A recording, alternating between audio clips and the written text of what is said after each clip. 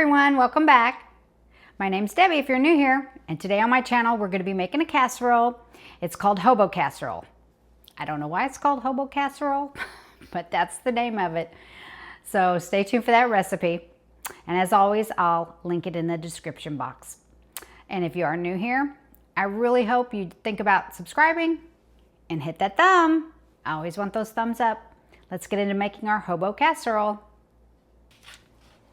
First thing we want to do is brown a pound of ground beef.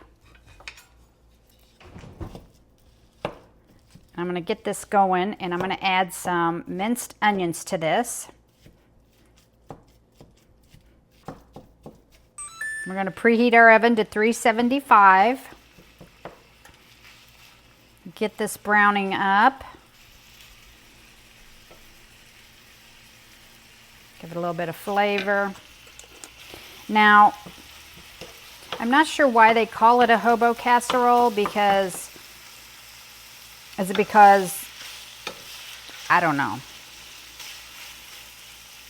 I don't even know the definition of a hobo. Is that a homeless person? I don't know. Is that someone who's not well off financially? I don't know. But this casserole has also heavy whipping cream in it. It has evaporated milk. It's got cheddar cheese. It's got cream of potato soup, cream of chicken soup. So, I mean, probably when you get all your ingredients in, it's probably would cost you around $13, probably $13 to $15, depending on the brand you buy, to make this casserole. So, I hope I'm not offending anybody out there. I really don't know why they call it hobo casserole. And I have ate this once before. I believe it was at a church carry-in dinner, and someone said it was called hobo casserole years ago. And so when I came across the title, I was like, oh, I remember having that. So we're gonna make it. But like I said, I have no idea why it's called that. Maybe if you can think of a better name for it, put it down in the comments. I'd love to hear from you. Or why you think it's called hobo casserole. I don't know. Just leave me a comment. You know I love to hear from you. Okay, and now while our hamburger is browning, I'm going to take it calls for 5 potatoes, but a couple of my potatoes are extra large. Like, look at this one. So I've used 4. If I think I need another one, I will peel and slice another one. But you take 4 potatoes and you peel them, and then we're going to slice them. Now, if you like your skins, just obviously wash them really well and slice them with the skins on. I sometimes do that in the microwave. Just slice them up and put them in a dish. I'll have to show you how to make my microwave potatoes sometime. Doesn't take long at all. Well, I actually could just tell you right now. Okay, so to make my microwave potatoes, what you do is, if you like the skins on, just wash them really good. And I usually slice them this way into rounds. Sometimes if they're real big, I'll slice them down the middle and then cut them like that.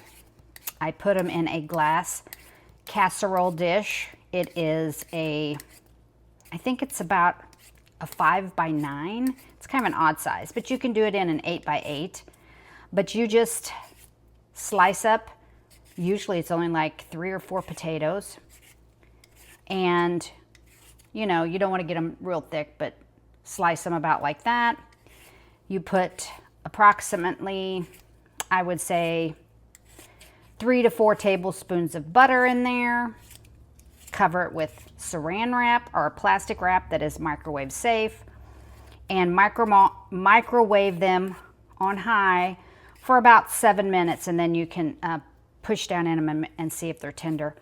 And they're just buttered microwave potatoes, I call them. Delicious side dish, something easy. If you don't feel like baking a potato, you don't feel like boiling a bunch and mashing potatoes, real easy way to have a side of potatoes with your meal. Buttered microwaved potatoes.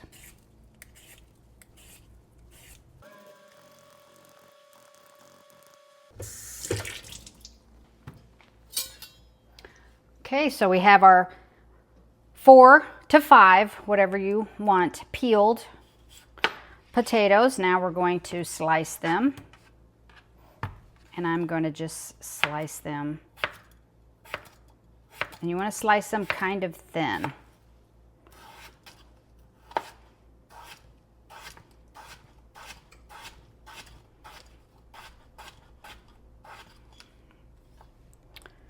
So that one is a little thicker. I don't think you want it that thick. You want them pretty thinly sliced. So let me get these sliced pretty thin and I will meet you back here.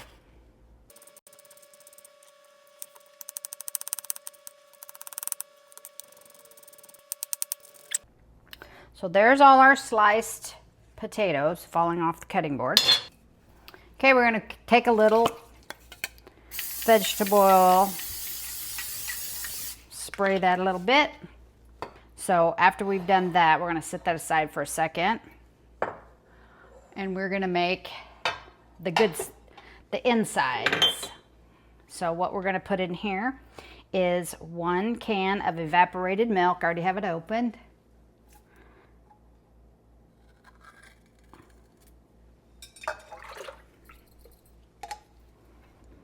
Then we're going to be adding a 1/2 cup of heavy whipping cream.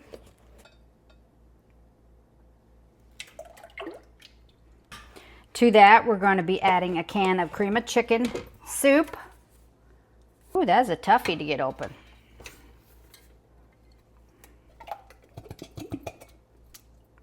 Ooh, I'm splattering all over. Should have put this in the bowl first. And then a can of cream of potato.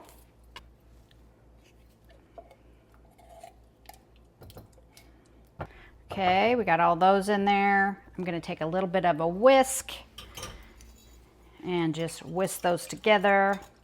Get that incorporated together.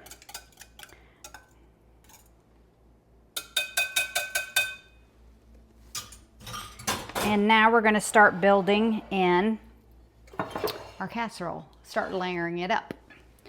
So the first thing we're going to put in there is 1/2 of our potatoes. I'm going to bring them a little closer over here. So about 1/2 of the potatoes. And I'm just going to kind of layer them on the bottom.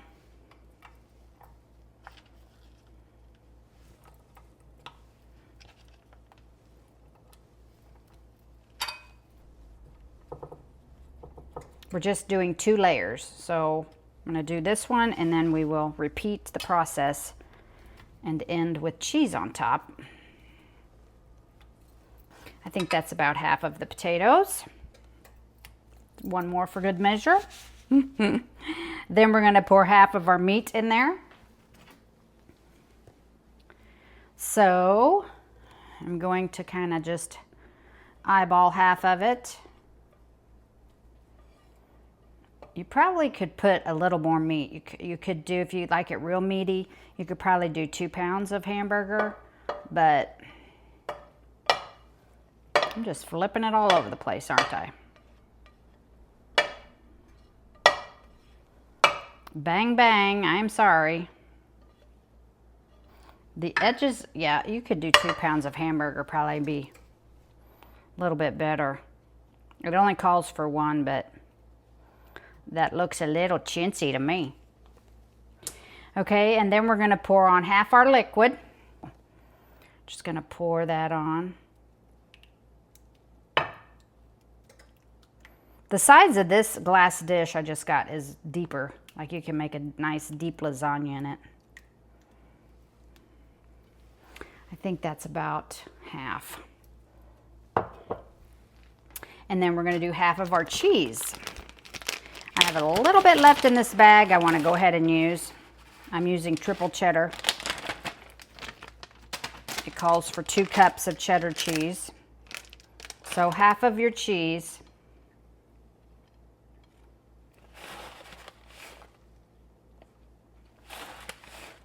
And then we're going to save the other half for the top. Pour my little 2 pieces of meat in there.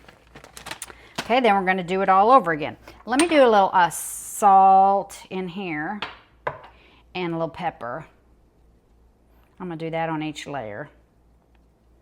I might do it next time before I add or after I add the liquid, before the cheese. Okay, then we're going to put another layer of potatoes. And you know the spiel. I think maybe I'll salt my potatoes. I'm going to do salt and pepper on this layer right here.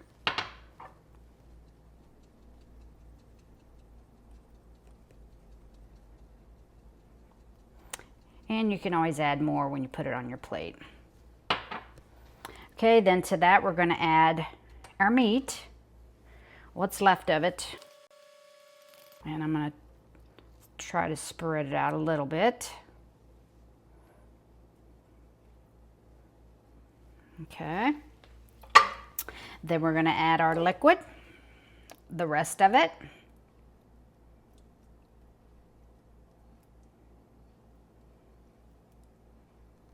Let me get a spatula.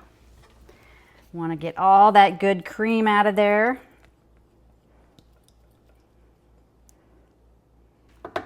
Okay. And then we're going to top it off with some cheese.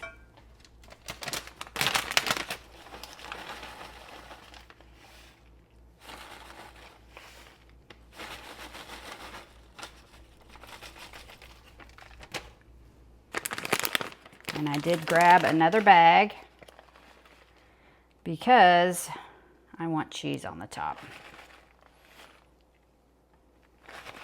So it may take 2 to 3 cups. It calls for 2. I'm saying 2 to 3. Right? We want it to be covered. I want those pieces of meat to be covered. I don't want them to come out being crusty. Nice layer of cheese. There you have it. Now we're going to pop this in the oven. Like I said, it's 375. We're going to cover it with some foil. We're going to bake it on 375 covered for 1 hour. And then we're going to take the, excuse the noise, then we're going to take the foil off after 1 hour and do an additional 30 minutes.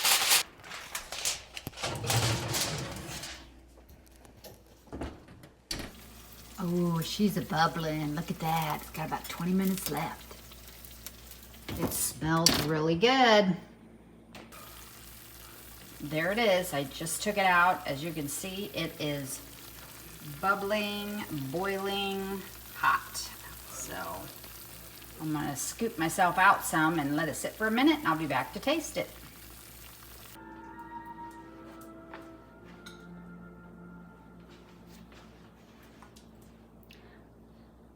Okay, I'm gonna give it a taste. Hope it don't burn my mouth. I just let it cool off just a little bit, but you can see the steam still. It's really hot. So I got a bite of potato. There's some cheese and some of the gooey insides and a piece of burger.